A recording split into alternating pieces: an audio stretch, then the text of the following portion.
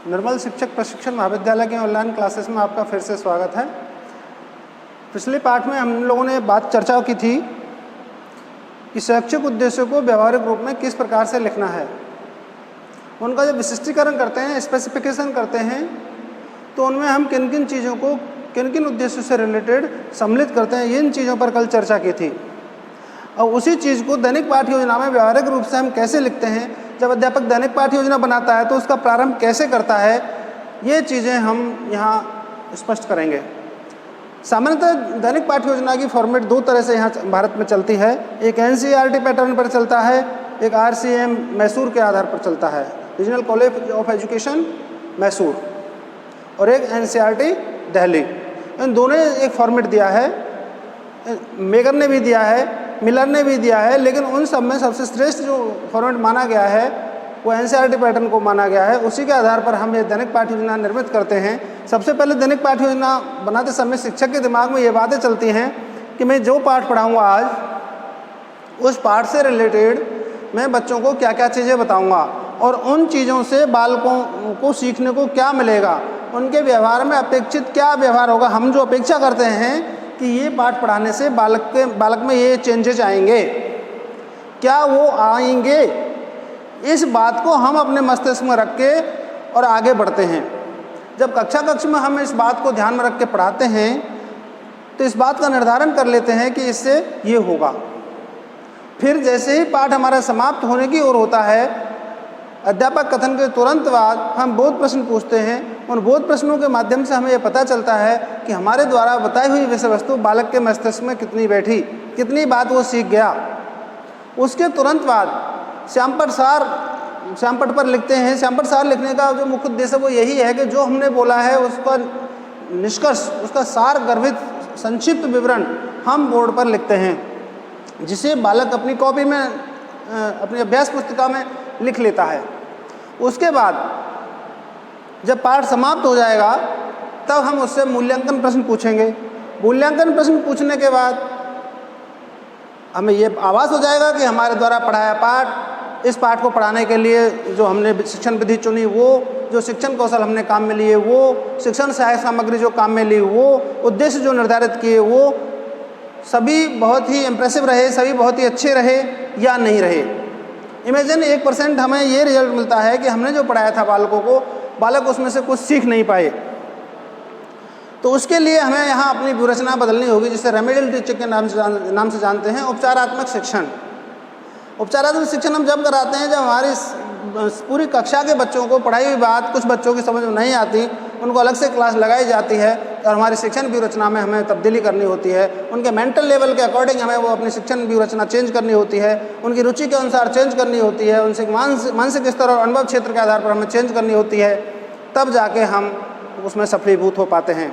इसी बात को ध्यान में रखकर शिक्षक की जो योजना बनाता है तो इन उद्देश्यों का निर्धारण करना बहुत आवश्यक है। इन उद्देश्यों के निर्धारण के अभाव में वो पाठ्य योजना सही तरीके से पढ़ा ही नहीं पाएगा, और पढ़ाएगा तो कहीं से तो अच्छे तरीके से नहीं पढ़ा पाएगा, या फिर वो रास्ते में ही भटक जाएगा। जैसे मैं कल आपको बता रहा था कि उद्देश्यों की परिभाषा BD भाटिया की मैंने एक परिभाषा आपको बताई थी कि अध्यापक उस नाव के कैप्टन के समान है जिसे ये पता नहीं कि कहाँ जाना है, और विद्यार्थी उस जहाज की उन सवारियों के अकॉर्डिंग है जो समुद्र के थपेड़े से किसी भी किनारे पर जा लगेगी।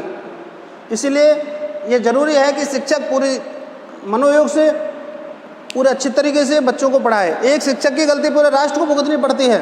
एक इंजीनियर की गलती से कुछ भवन खराब हो सकते हैं, कुछ मशीन खराब हो सकती हैं, कुछ पुल टूट सकते हैं, एक डॉक्टर की कमी से या डॉक्टर की गलती से कुछ मरीज मर सकते हैं। लेकिन यदि अध्यापक ने गलत पढ़ा दिया, अध्यापक गलत रास्ते में बच्चों को ले गया, अध्यापक ने हमारे देश के लिए अच्छे नागरिक नहीं दिए, तो पूरा देश गर्त में चला जाएगा, कई पीढ़ी गर्त में चली जाएंगी। इसलिए हम लोगों के ऊपर सबसे बड़ी जिम्मेदारी है, अध्यापक वर्ग के सबसे ऊपर बड़ी जिम्मेदारी है कि देश के लिए अच्छे से अच्छे नागरिक तैयार करें। अच्छे से अच्छे नागरिक तैयार तभी हो सकते हैं जब हम अपनी पाठ्य योजना बनाते समय उद्देश्यों का निर्धारण इस तरीके से करें कि हम देश को सद्नागरिक इन उद्देश्यों के आधार पर दे सकते हैं। देश के लिए एक जागरूक नागरिक हम दे सकते हैं, देश के लिए एक अच्छा इंजीनियर दे सकते हैं, अच्छा डॉक्टर दे सकते हैं, अच्छा चिंतक दे सकते हैं, अच्छा वैज्ञानिक दे सकते हैं। ये तभी संभव है जब हमारे शिक्षण के उद्देश्यों का निर्धारण सही तरीके से हो जाए।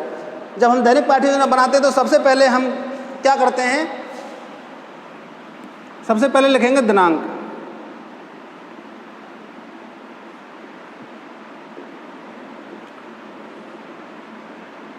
कक्षा व वर्ग।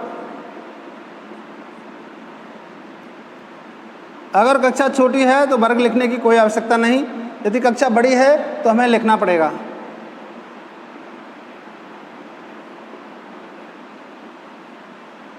कक्षा मान लीजिए 9th है अपनी, और सेक्शन ए है विषय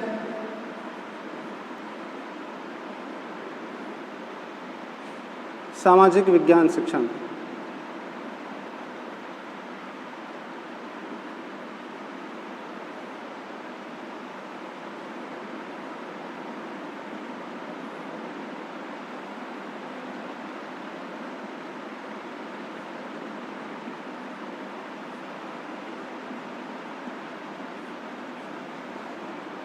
प्रकरण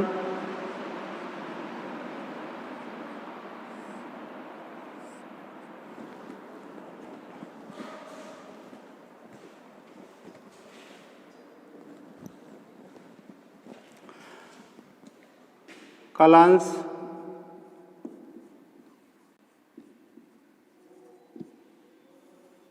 और समयावधि।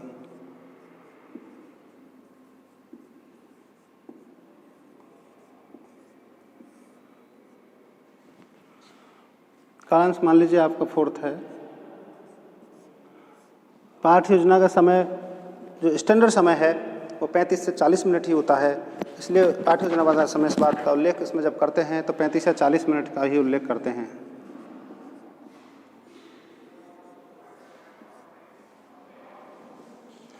अब बात आती है प्रकरण की। प्रकरण हमें वो लिखना है जिस क्रम में हम चल रहे होते हैं। मैं आपको ये दैनिक पाठ्यक्रम बनाना सिखा रहा हूँ, इसलिए हमारे जो स्कूली पाठ्यक्रम है उसका जो टॉपिक्स हैं उन टॉपिक से रिलेटेड कोई भी टॉपिक आप यहाँ समझने की दृष्टि से ले सकते हैं। जैसे कश्मीर समस्या,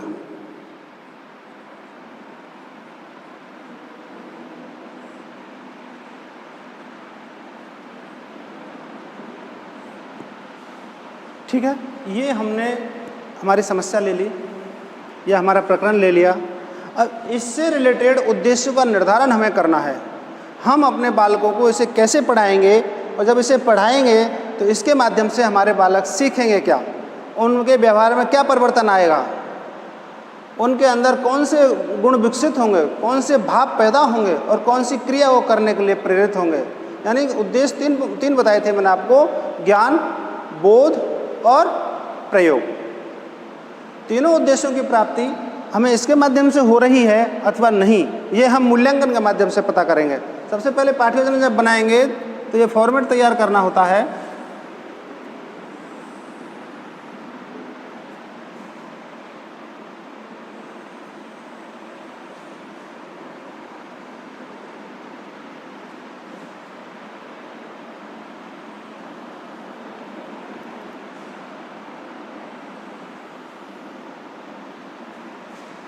इसमें लिखते हैं शिक्षण बिंदु।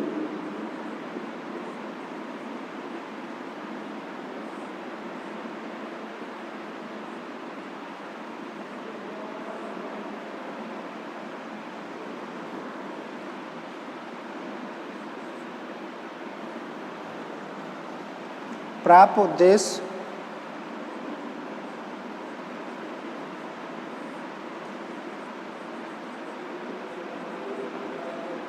एवं अपेक्षित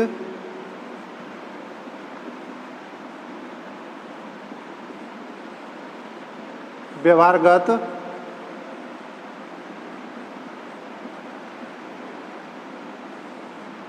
परिवर्तन।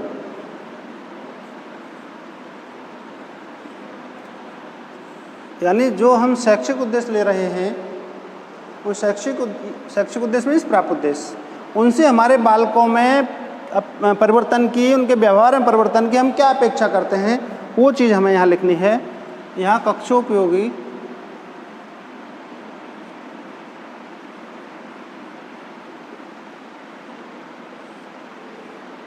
सहायक सामग्री।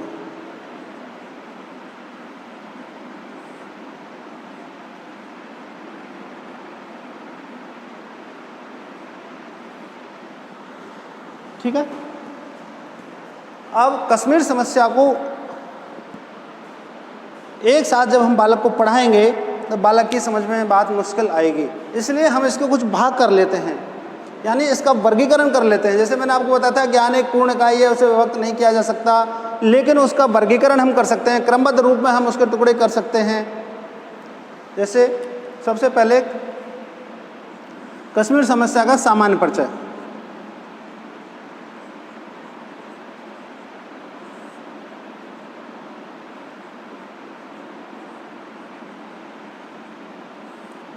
दूसरा, कश्मीर समस्या को सुलझाने हेतु किए गए प्रयास, यानी समस्या समाधान हेतु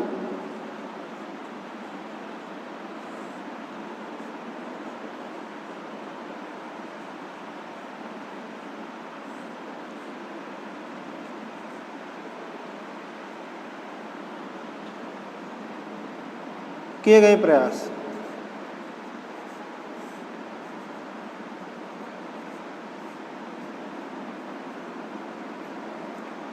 और तीसरा है वर्तमान स्थिति।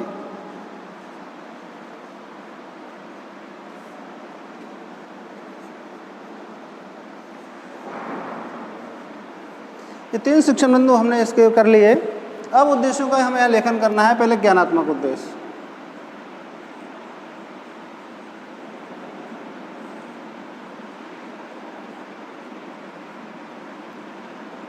आपको ध्यान होगा मैंने उद्देश्य आपको कल 3 प्रकार के बताए थे। नंबर 1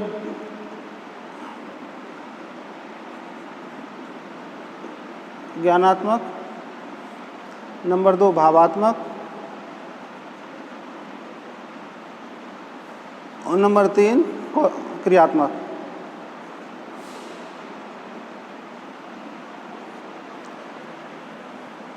इन 3 का जब हम सामान्यकरण करते हैं तीनों का, तो ये 6 उद्देश्य हमारे प्राप्त उद्देश्य निकल के आते हैं, जिसमें पहला है ज्ञानात्मक उद्देश्य।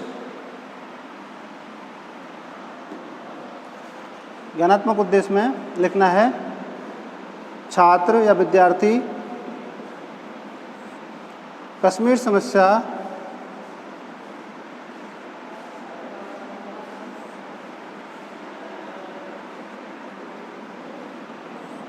प्रकरण के अंतर्गत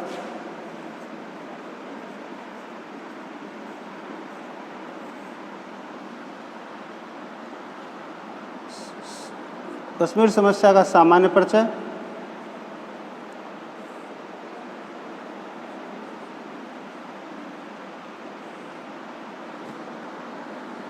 समस्या समाधान हेतु किए गए प्रयास,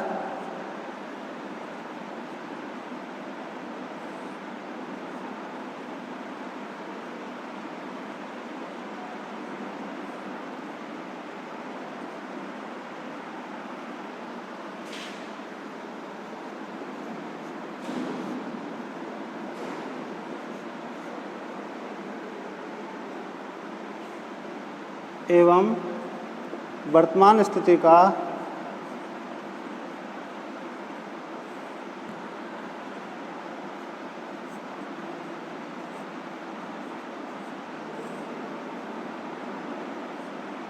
प्रत्यय स्मरण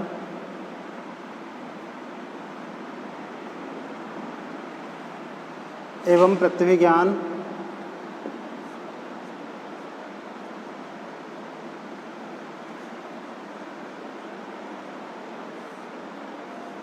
प्राप्त कर सकेंगे।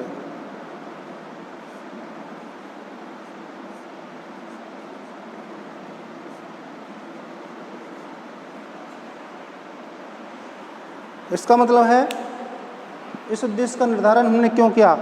इसलिए किया कि बालकों के पूर्व ज्ञान को नवीन ज्ञान से जोड़ने के लिए हम जो प्रयास करेंगे, उन प्रयासों से बालक का जो मेंटलिटी है, बालक का जो मस्तिष्क है, उसका मेकअप हम करेंगे यहाँ, उसका ध्यान आकर्षित करेंगे हम यहाँ, और उसके दिमाग में उससे रिलेटेड जो चीज़ें हैं उनका प्रत्यस्मरण और प्रत्यभिज्ञान बालक कर सकेंगे। यानी उनके मस्तिष्क में हमारे प्रकरण को ध्यान में रखते हुए ये चीज़ें आ जाएंगी कि इस संबंध में थोड़ा बहुत पहले सुना, लेकिन वास्तविक स्थिति क्या है वो इसके माध्यम से आपको पता चलेगी। ठीक है, ये ज्ञानात्मक हो गया। इसके बाद लिखते हैं अवबोधात्मक। अवबोधात्मक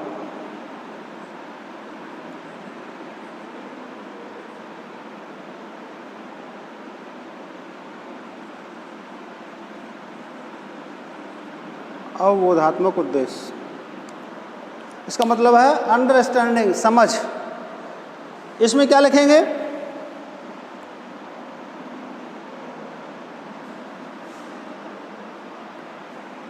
ये सारी चीज़ें वही आएंगी। छात्र कश्मीर समस्या प्रकरण के अंतर्गत सामान्य परिचय, समस्या समाधान हेतु किए गए प्रयास एवं वर्तमान स्थिति की व्याख्या कर सकेंगे, दूसरे देशों की स्थितियों से तुलना कर सकेंगे, वहाँ की भौगोलिक स्थिति का मानचित्र के माध्यम से व्याख्या कर सकेंगे। ये सारी चीज़ें हम इसमें लिख सकते हैं। इस वर्तमान स्थिति की व्याख्या एवं अन्य देशों से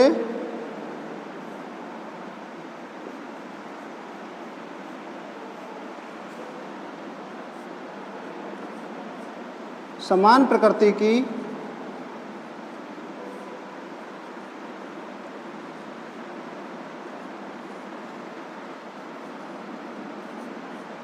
समस्याओं का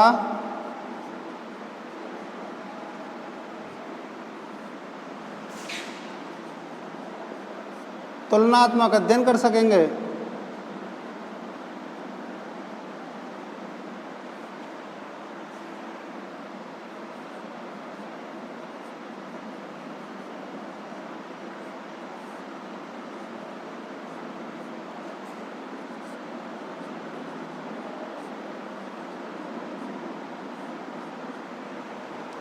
इस तरह से ये अवबोधात्मक अंडरस्टैंडिंग बालक के दिमाग में कैसे विकसित होगी, उससे रिलेटेड हम यहाँ ऐसा सोचते हैं कि हम ऐसा करेंगे तो बालक ये कर सकेंगे। ठीक है। तीसरा जो उद्देश्य है हमारा,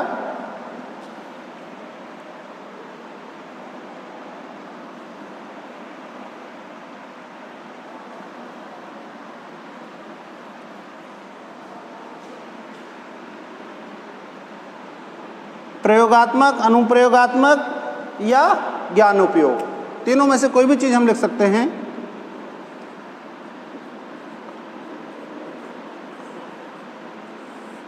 ज्ञानात्मक उद्देश्य,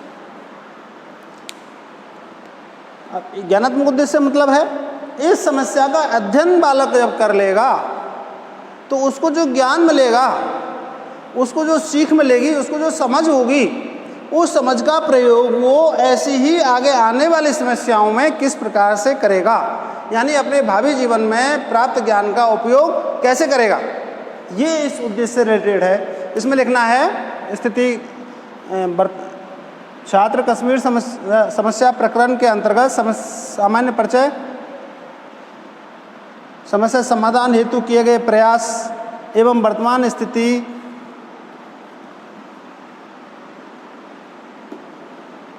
के अध्ययन से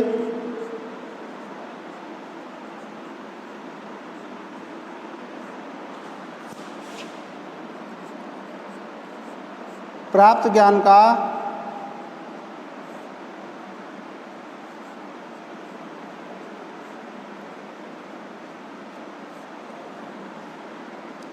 वास्तविक जीवन में, यानी अभी विद्यार्थी जीवन है उसका, या नागरिक जीवन भी लिख सकते हैं, अथवा व्यावहारिक परिस्थितियों में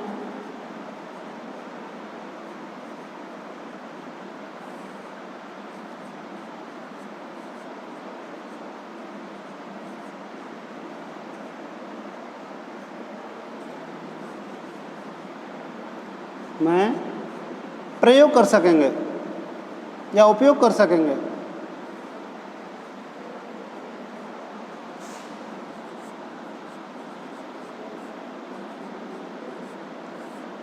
ठीक है। अध्यापक का मानना है कि यदि हम बालक को सही तरीके से पढ़ाते हैं तो बालक अपने भावी जीवन में इन चीज़ों से प्राप्त जो ज्ञान है उसका उपयोग वो कर सकेगा।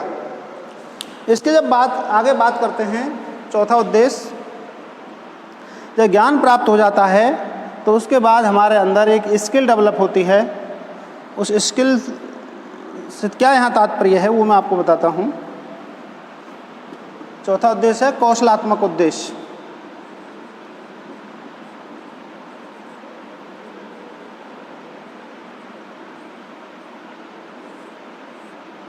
ठीक है, कौशलात्मक उद्देश्य से तात्पर्य है कश्मीर समस्या के ज्ञान और प्रयोग के बाद, ज्ञान के बाद उसको जानकारी होगी, अंडरस्टैंडिंग होगी, उसके बाद उसे वो अप्लाई करेगा और उस अप्लाई से उसके अंदर क्या स्किल डेवलप होगी वो यहाँ देखते हैं।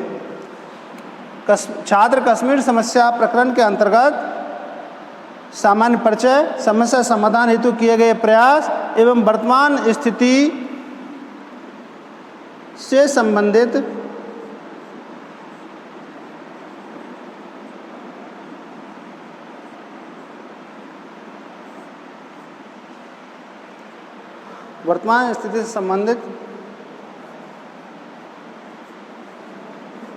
चार्ट बनाने,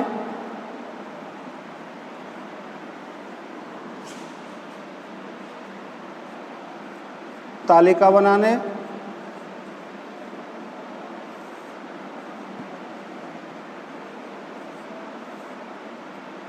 व ग्लोब पर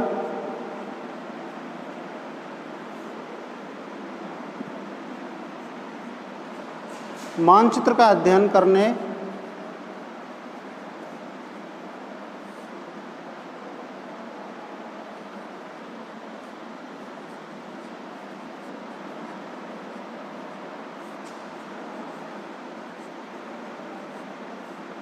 का कौशल विकसित कर सकेंगे।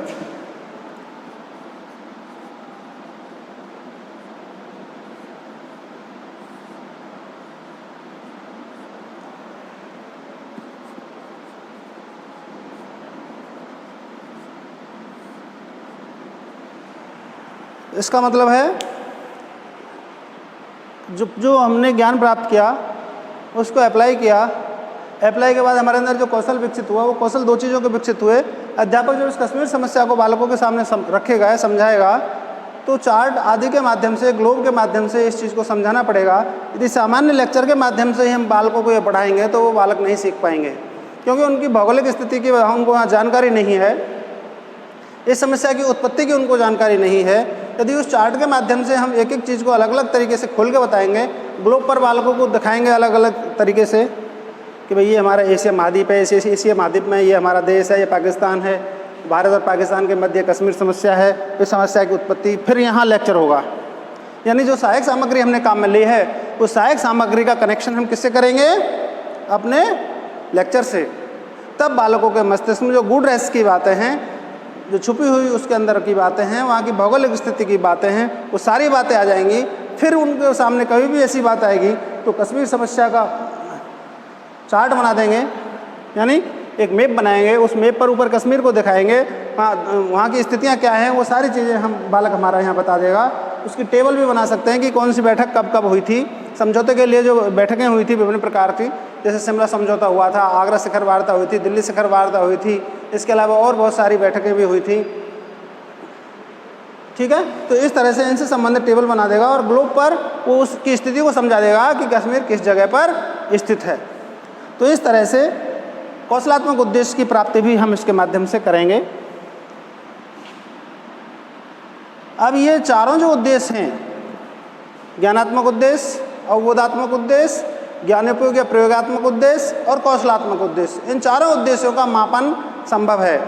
यानी मूल्यांकन के द्वारा हम इन चारों चीज़ों का पता कर सकते हैं। लेकिन दो उद्देश्य ऐसे हैं जो अमापनीय हैं, एक रुचि और एक दृष्टिकोण या वृत्ति। क्यों? क्योंकि देश काल और परिस्थिति के कारण इनमें परिवर्तन संभव है। दृष्टिकोण बदलने में कोई टाइम नहीं लगता, रुचि बदलने में कोई टाइम नहीं लगता। हमारी आवश्यकता की पूर्ति होते ही हमारी रुचि उसी की तरफ हो जाएगी। जिस चीज़ से हमारी आवश्यकता की पूर्ति हो रही है तुरंत हम उसी ओर डाइवर्ट हो जाएंगे। जैसे आज आप लोगों की एक नई कल्चर चल गई है, 1 वीक सीरीज कल्चर। पहले जब हम पढ़ते थे तो हम लोग रेफरेंस बुक पर ज़्यादा ध्यान देते थे, टेक्स्ट बुक पर ज़्यादा ध्यान देते थे। उसके बाद हमारी बाद की जो पीढ़ी आई वो पासबुकों पर ध्यान देती थी, पासबुक्स खरीदती थी। अब ये दोनों चीज़ें हो गई बंद। अब इसके अलावा नई कल्चर डेवलप हुई है, क्या? 1 वीक सीरीज। क्योंकि 1 वीक सीरीज में छोटे छोटे क्वेश्चन लोग तैयार करके उसमें रखते हैं, जिससे आपको पढ़ने में उसे सहूलियत हो जाती है और आपकी रुचि किधर डाइवर्ट हो गई? 1 वीक सीरीज की तरफ। देखिए आप, रेफरेंस बुक से टेक्स्ट बुक, टेक्स्ट बुक से पासबुक और पासबुक से 1 वीक सीरीज। और 1 वीक सीरीज के बाद एक नई चीज़ और देखने को मिली, अभी 2-3 दिन पहले यहीं एक आया था बुक सेलर, वो कैप्सूल कोर्स। वो 1 वीक सीरीज से भी छोटी उसने एक सीरीज निकाली है जिसको नाम दिया है कैप्सूल। तो इस तरह से हमारी रुचि देखो एक जगह से लेकर 4 जगह तक परिवर्तित हुई। उसी प्रकार से कोई भी टॉपिक हम पढ़ाते हैं तो हमारे उस टॉपिक से रिलेटेड जो हमारे व्यक्तिगत जीवन से संबंधित चीज़ें हैं उनके प्रति हमारा सकारात्मक दृष्टिकोण एकदम से चेंज हो जाएगा, हमारी रुचि उधर ही हो जाएगी। ठीक है, इस तरह से उनका मापन संभव नहीं है। उनका मापन अब कुछ है, थोड़ी देर बाद कुछ है, लेकिन इन 4 उद्देश्यों का जो मापन है वो प्रमाणिक है। देश काल परिस्थिति का इन 4 उद्देश्यों पर कोई प्रभाव नहीं पड़ता। अब बात करते हैं रुच्यात्मक उद्देश्य।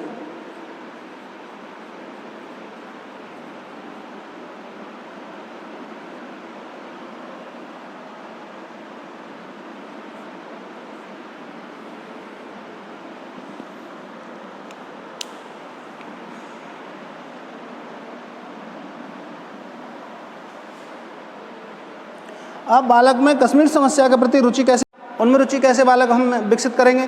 उसके लिए हमें करना पड़ेगा कि जो पढ़ाने की हमारी टेक्निक है वो टेक्निक ऐसी हो जिससे जो बालक के जीवन से संबंध स्थापित करती हो। कोई भी विषय हो, हम उस विषय को, उस प्रकरण को बालक के व्यक्तिगत जीवन से जोड़ कर जब हम पढ़ाएंगे तो वो अच्छी तरीके से उसे सीखेगा। मैं आपको एक उदाहरण देता हूँ। जैसे आप लोग पढ़ते हैं तो first year, second year, third year, fourth year में आपके 4 कंपलसरी पेपर चलते हैं, एक हिंदी का, एक इंग्लिश का, एक कंप्यूटर का, एक पर्यावरण शिक्षा का। इन 4 पेपरों को आप दूसरे ऑप्शनल विषय के बराबर या बीएड के जो दूसरे पेपर हैं उनके बराबर अध्ययन नहीं करते। आप परीक्षा से कुछ दिन पहले ही उनको देखते हैं। अध्यापक भी इस पर ज़्यादा ध्यान नहीं देता, वो भी इसको शॉर्ट में तैयार कराते हैं। क्यों? क्योंकि इसका संबंध आपकी अंकतालिका से नहीं है, आपके व्यक्तिगत जीवन से इसका संबंध नहीं है। व्यावहारिक दृष्टि से तो बहुत संबंध है इनका। अगर व्यावहारिक दृष्टि से इनका संबंध नहीं होता तो इनको आपके कोर्स में नहीं जोड़ते। लेकिन जिस तरह से और विषयों के अंकों को आपके परसेंटेज में जोड़ा गया है, आपके कैरियर से जोड़ा गया है, उसी तरह से यदि इनको भी जोड़ा जाता तो निश्चित रूप से आप उसमें बहुत इंटरेस्ट लेते। उसी प्रकार से हमें जो भी प्रकरण पढ़ाना है वो बालकों के जीवन से कनेक्टेड करके पढ़ाना है ताकि बालक आसानी से उसे सीख सके। जैसे ज्ञानात्मक उद्देश्य में आएगा, छात्र कश्मीर समस्या प्रकरण के अंतर्गत समस्या सामान्य परिचय, समस्या समाधान हेतु किए गए प्रयास, वर्तमान स्थिति से प्राप्त ज्ञान,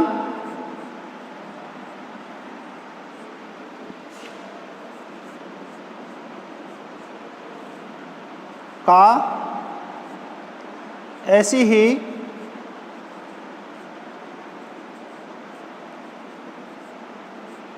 दूसरी समस्याओं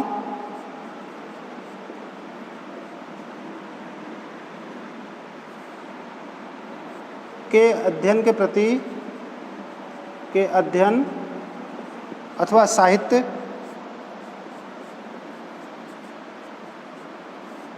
के अध्ययन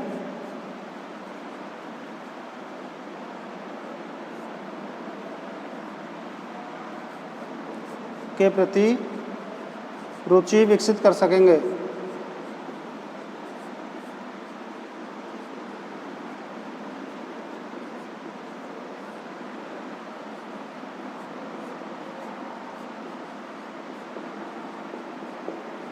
इस तरह से आपको पढ़ाना है कि बालक किसी भी प्रकरण से संबंधित दूसरा जो साहित्य है उसको पढ़ने के लिए ऑटोमेटिक ही स्वयं प्रेरित हो जाएं, उनकी रुचि उसमें विकसित हो जाए। और अंतिम जो इसका उद्देश्य है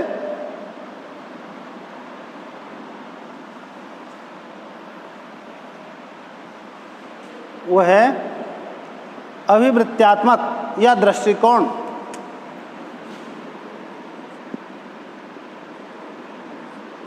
अभिवृत्त्यात्मक यानी एटीट्यूड। हमारा जो एटीट्यूड है वो भी रुचि की तरह है, बहुत जल्दी परिवर्तित होता है, बहुत जल्दी ही सकारात्मक, बहुत जल्दी ही नकारात्मक होता है। जो चीज़ हमारे लिए पॉजिटिव होती है उसके प्रति हम तुरंत अपना दृष्टिकोण पॉजिटिव कर लेते हैं, जो जरा भी हमारे हित की नहीं है उसके प्रति तुरंत नेगेटिव हमारे मन में सोच बन जाती है। ये मानवीय स्वभाव है। तो इसमें हम लिखेंगे छात्र कश्मीर समस्या प्रकरण के अंतर्गत सामान्य परिचय, समस्या समाधान हेतु किए गए प्रयास और वर्तमान स्थिति से संबंधित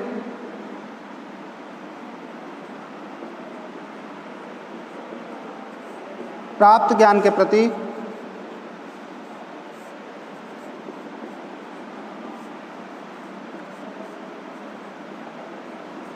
सकारात्मक दृष्टिकोण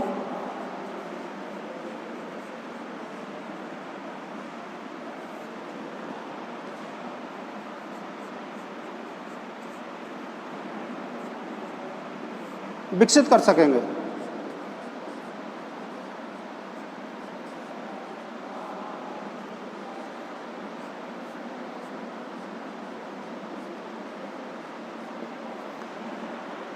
हम बच्चों से अपेक्षा कर रहे हैं कि जब हम ये पाठ पढ़ाएंगे तो उससे हमारे कश्मीर से रिलेटेड जो उन्होंने अध्ययन किया, जो ज्ञान प्राप्त किया, उसके प्रति उनका दृष्टिकोण सकारात्मक हुआ। जैसे हमारा पहले दृष्टिकोण अमेरिका के प्रति नेगेटिव था, लेकिन वर्तमान स्थिति में अमेरिका से हमारे संबंध अच्छे हैं तो हमारा दृष्टिकोण पॉजिटिव हो गया। इसी तरह से जो भी चीज़ हमारे हित की होती है उसके प्रति हमारा दृष्टिकोण सकारात्मक हो जाता है, तुरंत नकारात्मक हो जाता है। जितनी भी ये बैठकें हुई, वर्तमान स्थिति पर जो भी बातें हो रही हैं, ये सामान्य परिचय के दौरान पाकिस्तान की जो कुटीली चाल हमारे सामने आई, उन सारी चीज़ों को समझकर बालक अपना दृष्टिकोण पॉजिटिव या नेगेटिव ऐसी चीज़ों के प्रति कर लेता है।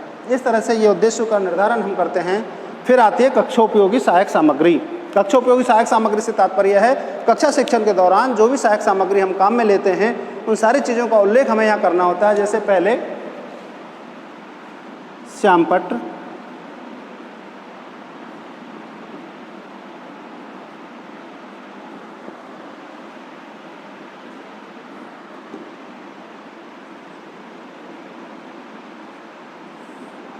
चौक, डस्टर, चार्ट, मॉडल, ग्लोब एवं अन्य सामग्री।